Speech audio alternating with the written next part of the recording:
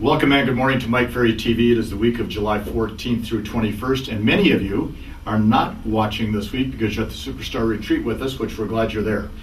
I wish more of you would have attended, that's for darn sure. I think a lot of you probably need the retreat as much as you need anything, but that's too late now. But you may want to consider Miami Beach in October for the second retreat of the year. It's interesting that as we get deeper into the Mike Ferry sales system, the interest on your part keeps dwindling. You know, we go from a high of 10 to 12,000 viewers per week on your hot topics, the ones you like the most, to down to 7,000 to 8,000 on the ones you don't like the most, which is kind of sad, isn't it? Because see, my belief has always been that if you will recognize your areas of weakness and do something about those areas of weakness, your overall business improves. If you only spend your time on what you do best, you're not going to develop a well-rounded business. I learned this, by the way, from playing golf with professional golfers. It was very, very common that they would say to me, a professional golfer always works on their weaknesses more than they work on their strengths. And the reason for that is because you never know what part of the golf swing, what golf shot you're going to need. You never know what part of the Mike Ferry sales system you're going to need. So today's topic, which is always a fun one for so many of you, is of course the topic of administration and staffing.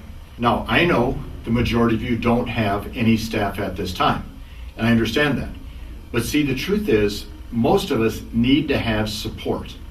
And that support can come through a title company, mortgage escrow company, obviously an escrow company, depending on where you live in the country.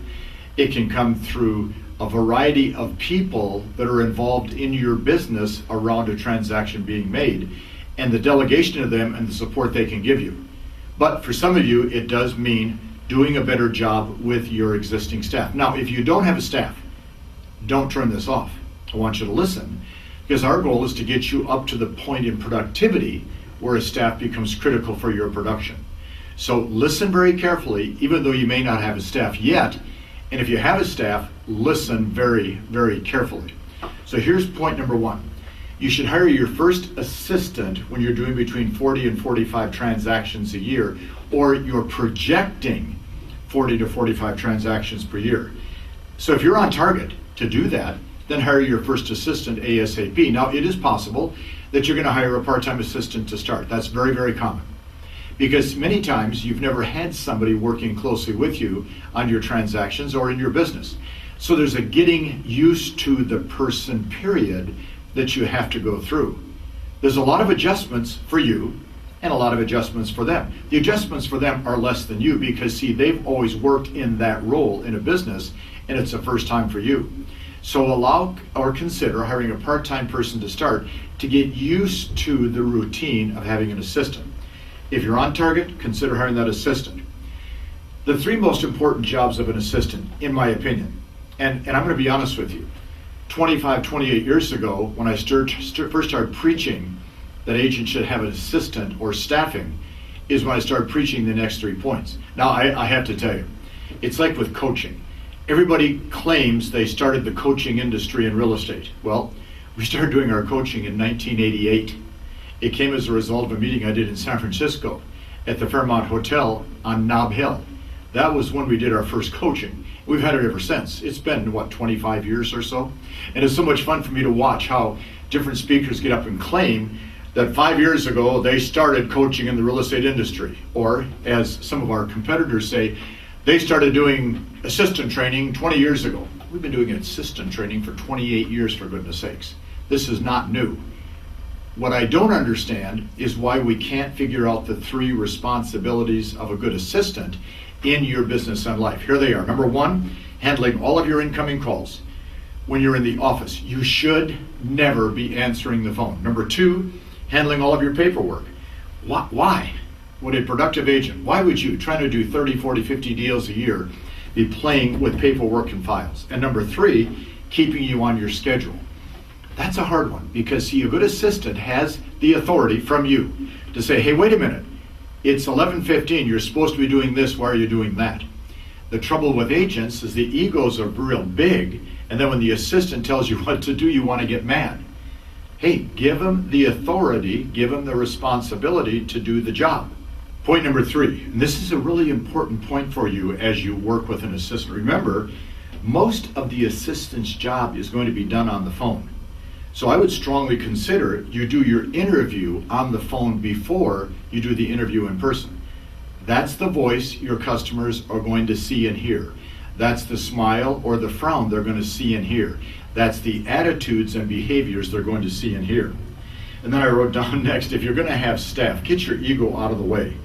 Let the assistants do their job, because you've hired them to do the job. And in most cases, guys and gals, they can always do the job better than you. Your job, your specialty, your strength, listing and selling homes.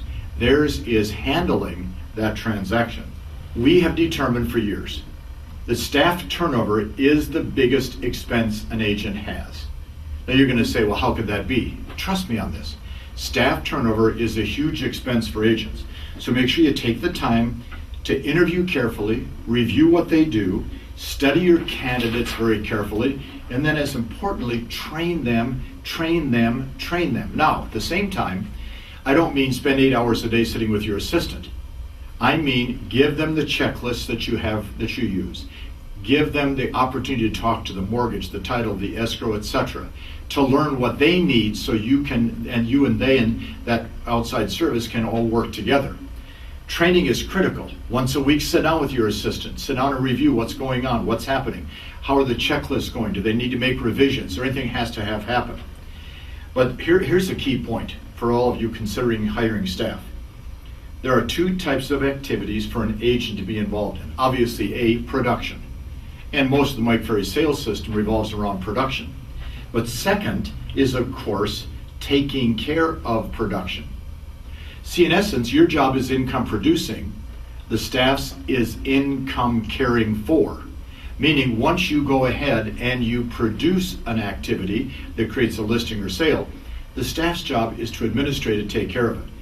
You should be spending 75 to 80% of your day income producing and 20% of your day in the administration. They should be spending 100% of their day on administration. So there's two basic administrative rules we have to follow. Don't let that 20% of your time on administration interfere with the prospecting and the lead generation activities you're involved in. And second, don't let it go from 20 to 25 to 30%, because when you do, it virtually kills your productivity every time. The last point is probably the most important and one of the hardest ones for some of you to accept as you grow and develop your business and develop a staff. Okay, I wrote it this way.